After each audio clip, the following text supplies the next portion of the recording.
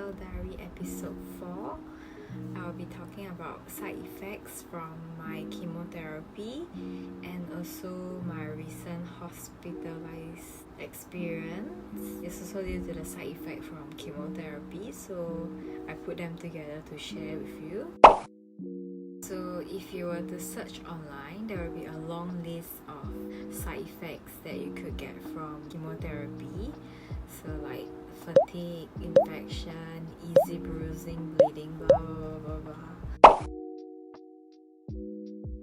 For me, I like to share what I experienced myself instead. It varies from individual on what kind of side effect you will experience. So for me, my most common side effect is that I will get nauseous about 3 to 4 days after chemo. So right after chemo, the first 3 days to 4 days, I'll feel nauseous, and then slowly I'll recover, and then when the next chemo comes, then the cycle repeats again. I have finished my weekly chemo, and now I'm on my 3 weeks once chemo, which is the stronger drugs. For this stronger drug that I am on now, my nauseousness extends to about 1 week after chemo. The next side effect that is very common for me is that I would have hot flashes. I will suddenly sweat and feel very hot. So it's very easy for me to sweat now after I'm on chemotherapy. And then the third side effect is that I have some skin changes that I notice. It's very hard for me to fade my scars. If I get easily bruised, like I get cut or anything, it's harder for the scars to fade. I will have dark spots around my body because it's not fading very well as compared to before. Even insects bite, I will have dark spot which lasts for a few months.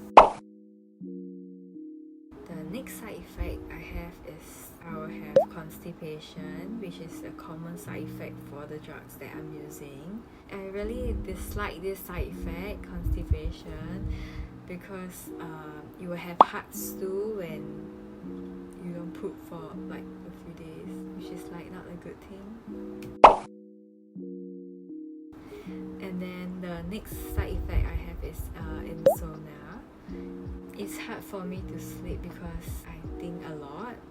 That's one of the side effects from it, I feel. This side effects that I'm mentioning is physically.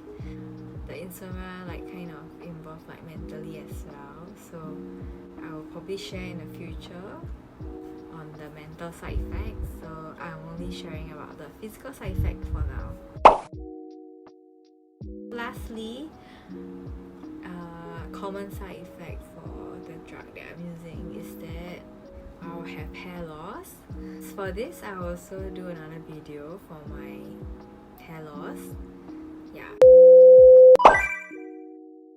I was hospitalized after my 3 weeks once chemo, the second chemo that I did for that stronger drug. So I had the chemotherapy on Wednesday, and this happened on the following Monday. So on that Monday, I couldn't even go out with my friends because I almost fainted. I think I was having low blood pressure, so on that Monday, I was supposed to go out with my friends.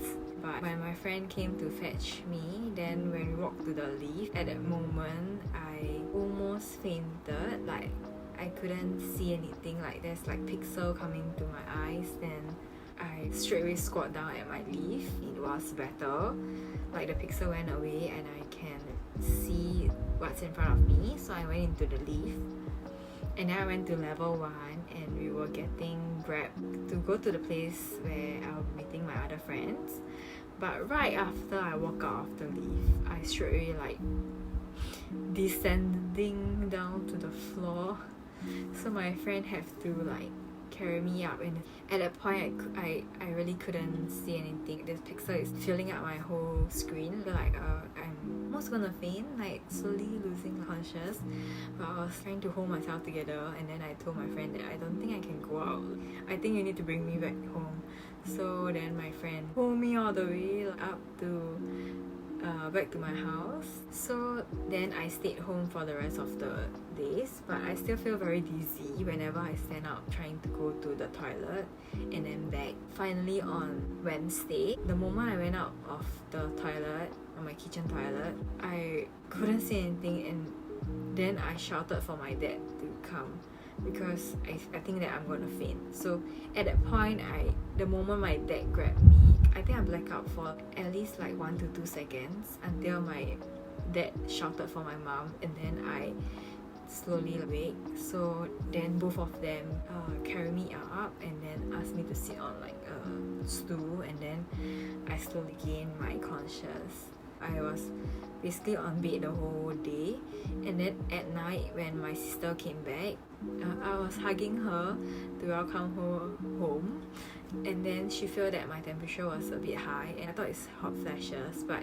then I went to use my thermometer to measure. It's about 38. At that point was about 11 going to 12. I think that it's better for me to stay at home to sleep overnight and observe the situations. Then in the morning, I retake my temperature and it was still 38, so I still had a fever, and then I was also feeling dizzy. I feel that I should ask my care nurse what should I do. My care nurse texted me that she will ask the doctor, and then the doctor said that I should go to xoxajamie first, and then we will see the situation. So when I go to AAE first, I have to register, and then because I think I'm like on chemo and cancer patients, so they put me on a severe case.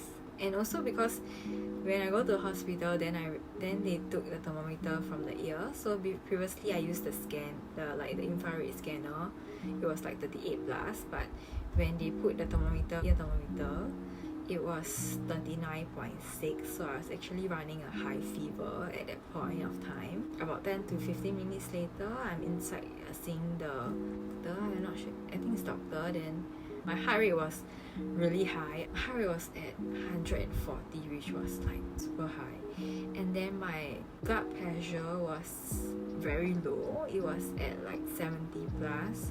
My blood pressure wasn't going up. I'll be transferred to ICA for that night to monitor my situation. So I stayed about 2 nights at ICA. And then they took some blood from me and did a blood test. So the result came back is that my hemoglobin level is low, my white blood cell level is low, and my potassium level is low. On the second day, I have to do a blood transfusion. And then for the white blood cell, they put me on antibiotics for the whole time I'm at hospital to fight off the infection, which is most likely causing my high fever. After 2 nights at ICA, I was transferred to the normal ward. I was continuing to be monitored for 4 more days. So total I stayed like 6 days in the hospital. So these are my side effects from my chemotherapy.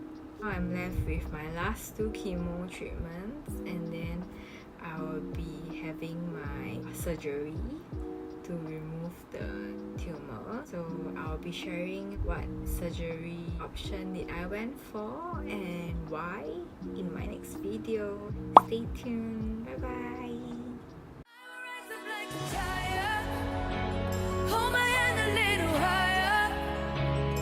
So don't you doubt me when I'm fighting my lonely nights. I'm standing tall like a tiger. Yeah, I'll be going higher. So don't you doubt me when I'm done in my lonely fights. I stand up like a giant.